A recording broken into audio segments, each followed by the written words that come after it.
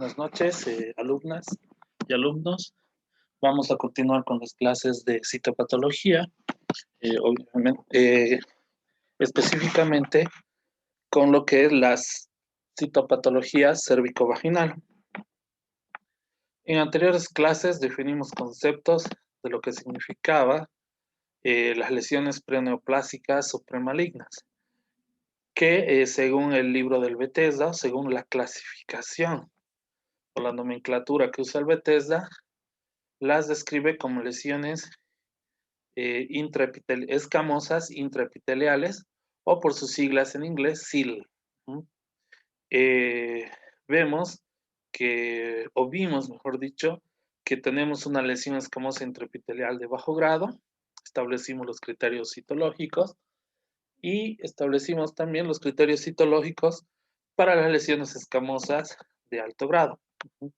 Hoy nos compete hablar de lo que en sí ya es la transformación maligna de estas lesiones. O sea, hablamos cuando esta lesión ya se disemina o infiltra otros tejidos.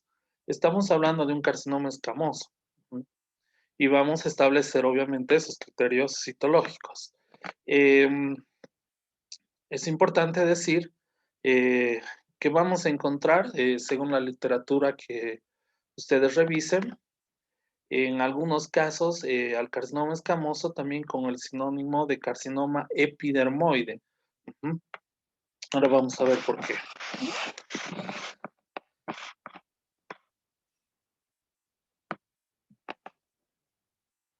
Bueno, esto para repasar es un cuadro que en distintas formas ya lo habíamos visto, para describir cómo son las lesiones premalignas, ¿no? Habíamos hablado del LSIL o lesión de bajo grado, compatible con un sin 1, o donde la displasia o la tipía era mínima o se remitía a los estratos basales. Todas estas lesiones relacionadas obviamente con la presencia del virus del HPV. Una displasia moderada o severa, o también conocida como carcinoma in situ, que en histología les dijimos que podían aparecer con las siglas generalmente de SIN2 o SIN3, o NIC2 o NIC3, pero en el libro de Bethesda las vamos a encontrar como HSIL o lesión intraepitelial escamosa de alto grado. Y el carcinoma invasor, cuando ya infiltra, ya va más allá de lo que es el espesor del epitelio y infiltra estructuras adyacentes. Cuando empezamos con las clases de patología cérvico-vaginal, establecimos que el cuello uterino estaba revestido por dos tipos de epitelio.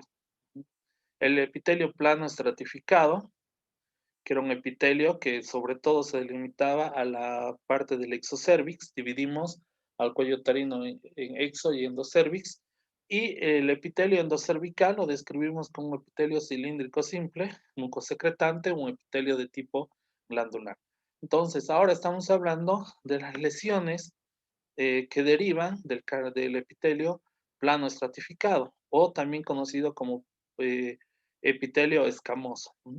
Entonces, el carcinoma escamoso, obviamente, deriva de este tipo de epitelio. También en anteriores clases, al empezar la descripción de las lesiones intraepiteliales de bajo grado, establecimos que el HPV, en sus distintas cepas o en sus distintos grupos, por así decirlo, de alto y de bajo riesgo, estaban relacionadas con todo el tipo de lesiones preneoplásicas como las lesiones neoplásicas. Tenemos que tener en cuenta que nuestro organismo o nuestras células generan cierto tipo de genes o de proteínas, o proteínas genéticas, como ustedes quieran verla, que impiden que las células normales se malignicen o se transformen o sufran una mutación hacia una célula neoplásica.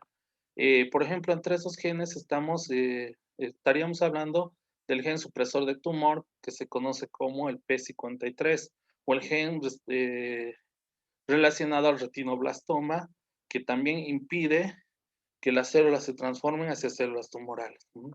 Cuando hay una alteración de estos genes, generalmente se produce lo que es la transformación maligna de la célula. Nosotros habíamos descrito el HPV como un virus de tipo DNA o ADN con múltiples regiones. Entre una de esas regiones habíamos dicho que es la encargada de generar o de sintetizar oncoproteínas o proteínas E que van de la E1 hasta la E7. Las proteínas E6 y las proteínas E7, que están relacionadas con las cepas de virus de alto grado, son las que inhiben este tipo de genes que tenemos en las células que les había mencionado anteriormente, como por ejemplo el P53, que suprimen el crecimiento tumoral. Entonces, al inhibir este tipo de genes, nosotros vamos a tener la presencia de un carcinoma o una proliferación neoplásica, una proliferación tumoral. Todo esto también vinculado, eh, lo habíamos mencionado, cuando el ADN viral se integra a la carga genética o al componente genético o al ADN de la célula normal. Entonces ya tenemos nosotros desde un proceso que puede ser microinvasivo hasta ya un proceso totalmente invasivo, como es un carcinoma escamoso infiltrante o invasivo, ¿no? Existen distintos tipos de estadios. Ya les había dicho, un carcinoma que no invade o un carcinoma in situ se reconoce como un estadio 0. Un carcinoma microinvasivo es otro estadio y bueno, y según los componentes que vayan infiltrando o la profundidad de infiltración, se van poniendo distintos tipos de estadios al carcinoma. Pero lo que a nosotros nos compete en esta clase es hablar de los criterios citológicos para hacer un diagnóstico de un carcinoma escamoso. El carcinoma escamoso, también conocido como carcinoma epidermoide, es el tipo de cáncer de cuello uterino que comienza en las células delgadas o planas, o sea, células escamosas, o en el epitelio plano estratificado, que recubren el exocervix, o sea, la parte más externa del cuello uterino, y que se proyecta hacia la vagina. La mayoría de los cánceres del cuello uterino son carcinomas de células escamosas. En el cuello uterino nosotros podemos encontrar un sinnúmero o tipos de cánceres, pero el 90% generalmente corresponde a un carcinoma de células escamosas o un carcinoma epidermoide. Acuerden que habíamos hecho la disquisición de esos tumores que derivan de las células escamosas como carcinomas y otros tumores que derivan de las células cilíndricas simples o de las células glandulares, las denominamos adenocarcinomas. Los síntomas, en la anterior clase también habíamos hablado de algunos síntomas que pueden presentar las mujeres cuando tienen una lesión intraepitelial de alto grado, pero generalmente para describir los síntomas de un carcinoma escamoso son síntomas mucho más agudos o por así decirlo, mucho más marcados, no tan agudos, no agudos, mucho más marcados, ¿no? Como el sangrado vaginal después de las relaciones sexuales o entre periodos o sangrados después de la menopausia o sangrados posmenopáusicos. El flujo vaginal es muy característico, acuoso y con sangre, que puede ser abundante y tiene un olor característico, un olor muy fétido. Y el dolor pélvico o también el dolor durante las relaciones sexuales son los síntomas, digamos, más conocidos de los carcinomas escamosos. Las causas, habíamos descrito multiplicidad o múltiples parejas sexuales, una actividad o el comienzo de la actividad sexual a la temprana edad, la relación con otras infecciones de transmisión sexual. En personas que tienen un sistema inmunitario debilitado son más propensas a tener este tipo de carcinomas.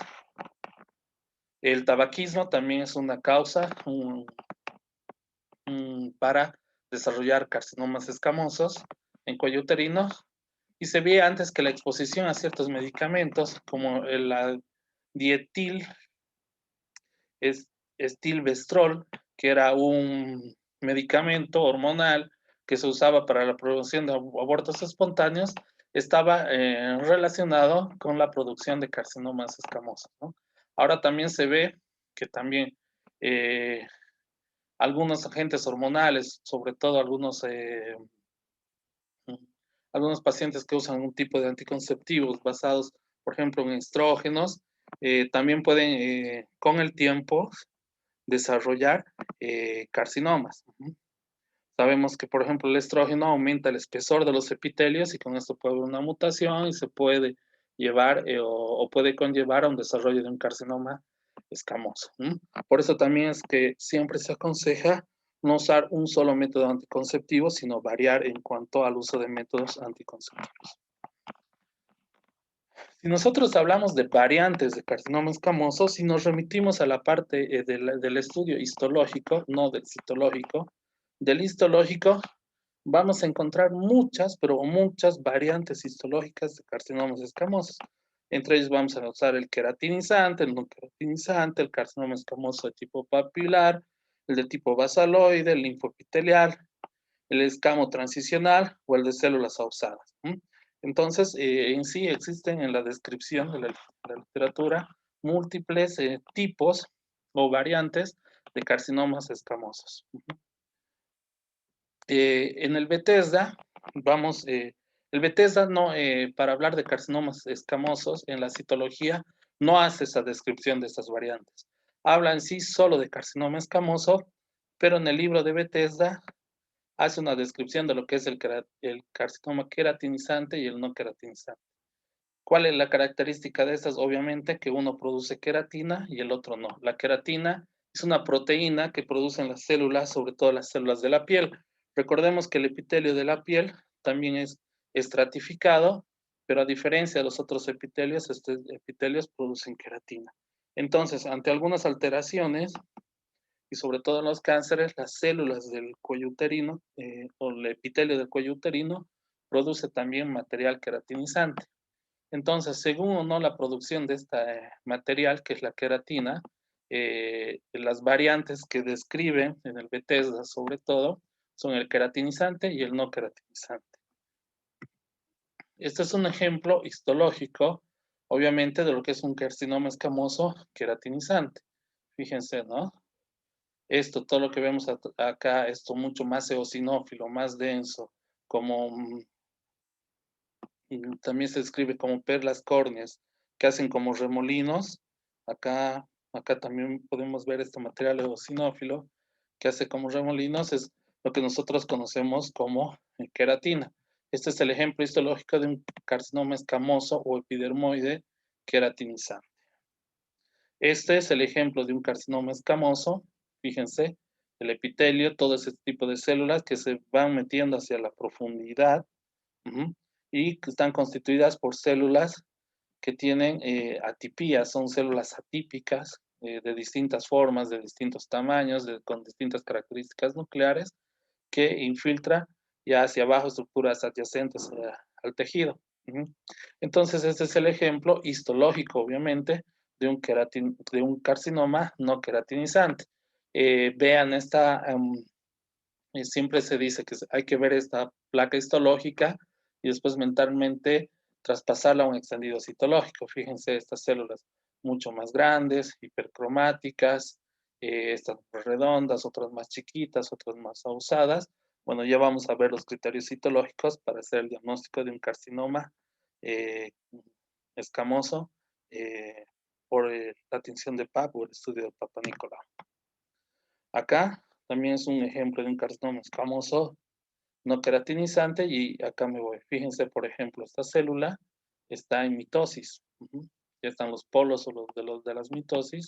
Es una mitosis atípica o anómala que es muy frecuente encontrar en los carcinomas, porque son células que se están dividiendo o tienen un índice de proliferación muy elevado. Pero fíjense, un núcleo más hipercromático, otro más pequeño, otras que parecen tener múltiples núcleos, nucleolos presentes, por ejemplo acá más puntiforme el nucleolo dentro del núcleo, acá también se ve el nucleolo, hay una evidencia se evidencia claramente lo que lo que es el pleomorfismo nuclear, ya les había definido el pleomorfismo nuclear, la presencia la presencia de mitosis, células atípicas y este fondo de células inflamatorias. Todo esto lo vamos a traspolar después a lo que son los extendidos citológicos. Según el PAP, el Bethesda solo habla de carcinoma escamoso, pero para hacerlo mucho más didáctico el libro, lo divide o nos muestra láminas de lo que sería un carcinoma escamoso queratinizante y no queratinizante. El Bethesda también especifica en sus notas aclaratorias que el mismo carcinoma puede tener áreas productoras de queratina y áreas que no producen queratina. Entonces, dentro de la lámina citológica vamos a encontrar carcinomas escamosos que en sectores producen queratina y en otros no. ¿Bien? No siempre es de un solo tipo. Criterios de un carcinoma queratinizante, ¿no? A menudo se presenta de manera en grupos aislados o células aisladas, no hace grandes grupos, pero también vamos a ver casos donde se presenta en grupos cohesivos. El pleomorfismo nuclear, esto es algo que comparte los criterios del queratinizante y el no queratinizante. La cromatina en grumos gruesos, ya lo vamos a ver. O sea, la cromatina es el material genético que tiene el núcleo, entonces se dispone en granos o en grumos también gruesos, ¿no?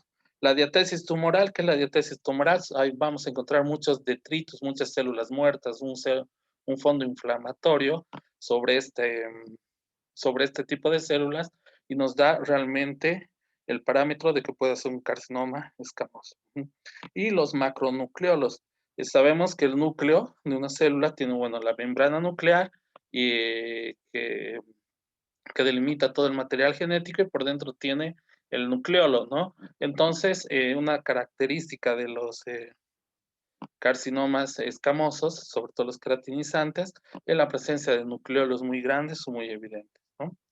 Acá podemos ver en este extendido citológico. Y otra, obviamente, una característica de este carcinoma queratinizante es la tinción del citoplasma de la célula, en ese color más orange o más naranja que tiene el citoplasma de la célula, como pueden ver acá. Fíjense, marcadamente anaranjado, por así decirlo, el núcleo, ¿no? Acá también, que hace estos signos como ausados. Acá también, fíjense, muy naranja. Y fíjense las características de los núcleos, ¿no? Núcleos grandes, los grumos que les había mencionado de la queratina y el nucleolo. ¿No?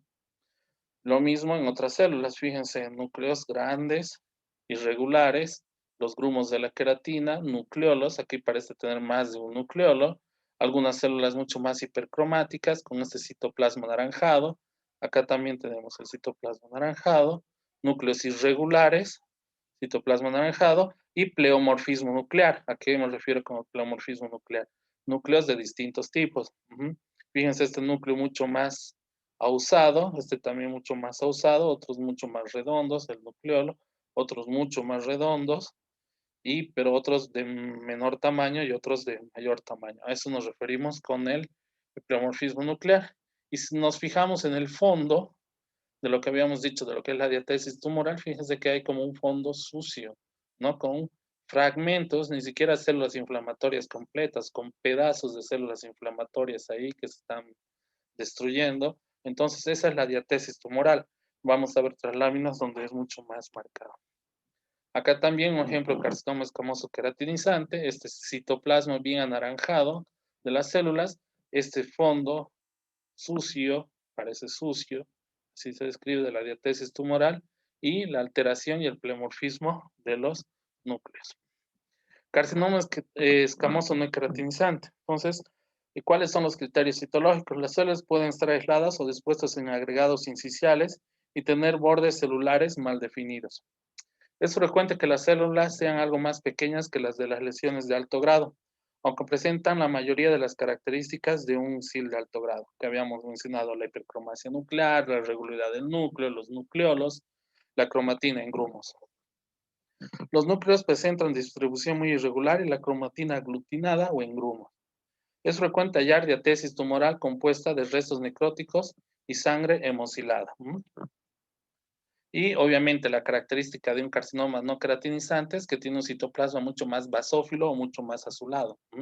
Fíjense esto es un claro ejemplo. Son muchas células, algunas en grupos, otras formas aisladas, que tienen nucleolos, nucleolo, pleomorfismo nuclear. Fíjense el tamaño de esta célula con esta hendidura, la cromatina en grumos, lo mismo acá, mucho más pequeño el núcleo, pero irregular, con el nucleolo, la cromatina en grumos, y fíjense el citoplasma, mucho más azulado, por así decirlo, ¿no? O basófilo sería la descripción correcta, en relación a este infiltrado inflamatorio, fíjense. Otra vez un núcleo alargado, otro más pequeño, la cromatina en grumos. Otra característica, esto más para ver la diatesis tumoral, eh, este infiltrado inflamatorio con este fondo sucio, esta célula de núcleo grande, los grumitos de la cromatina y la presencia de un nucleolo. Y dispuestos en estos grupos, incluso podemos encontrar multinucleación en una célula, ¿no? Fíjense, esta tiene 3 núcleos y todos irregulares o núcleos pleomórficos.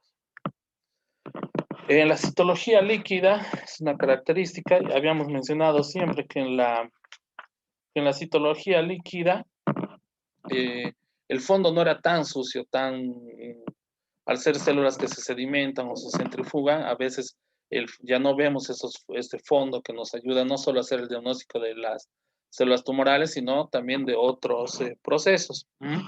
Pero tiene una característica en la citología líquida que al ser las células expuestas a un centrifugado, se disponen estos grupos como grupos así como de células, grupos como circulares, pueden ver, lo estoy definiendo con la flecha, como grupos circulares. Pero las características nucleares son las que ya hemos mencionado. Núcleos grandes, grumos. Fíjense estos nucleolos bien marcados, en este caso hasta 2 nucleolos en la célula. Lo mismo acá, núcleos irregulares, nucleolos, pleomorfismo nuclear y cromatina en grumos. Entonces, otra característica que habíamos mencionado por ejemplo de las lesiones intraepiteliales, ya sean de bajo y alto grado, que nosotros podíamos poner el contexto de un PAP con células, muchas células normales, y teníamos que buscar entre todas esas células normales, células aisladas o algunos grupos de células que tengan características de las lesiones neoplásicas. Generalmente un carcinoma escamoso no pasa eso, sino que todo el extendido tiene características estas, de ser muy inflamatorio con fondo de diatesis tumoral o un fondo sucio. Fíjense este fondo que tiene con todo este infiltrado inflamatorio y algunos solo fragmentos de células y estos grupos de células, que en este momento no se ve la característica nuclear más que la hipercromasia, pero ya se pueden ver algunas alteraciones o pleomorfismo del núcleo. Pero esto a bajo aumento es una característica muy, muy obvia de lo que son los carcinomas escamosos, ¿no? Infiltrantes, en este caso, ¿no? La diatesis tumoral, todo así el extendido, tiene estas características, ¿no? O como este, que está a mayor aumento, fíjense, todo este fondo sucio o inflamatorio, con células de núcleos irregulares, algunos dispuestos en estos grupos cohesivos con estas células irregulares. Incluso ya a este aumento ya podemos ver la presencia de nucleolos en muchas de las células o en casi todas las células epiteliales, como pueden ver acá, pero también vemos el pleomorfismo nuclear marcado los nucleolos. Y también este es un ejemplo, fíjense que algunas tienen el citoplasma mucho más naranja, ¿no? Entonces que esta podría estar queratinizando. O sea que, pero la mayoría de las células son de citoplasma azulado o basófilo, ¿no? O sea que puede haber una combinación entre ambos, entre un queratinizante y no queratinizante. Este es un queratinizante, fíjense el fondo otra vez sucio. Las características del núcleo grande, medio usado, el nucleolo muy evidente, grumos de la cromatina, lo mismo acá, fíjense acá el nucleolo bien marcado, y estos puntitos o grumos de cromatina, hendiduras nucleares que también las habíamos descrito, pero bueno, se ve esto casi en todo el extendido citológico. Lo mismo acá. Fíjense, sangre, habíamos hablado de la sangre, de la hemorragia, que también es muy característica del fondo hemorrágico. Fíjense, estos grupos de células bien teñidas, de núcleos bien teñidos, bien hipercromáticos, irregulares, con este fondo inflamatorio y hemorrágico, también es una característica del carcinoma escamoso. Versus, ya les había dicho, como son las células superficiales o intermedias del núcleo de citoplasma amplio, escaso infiltrado inflamatorio, núcleos puntiformes o bien definidos.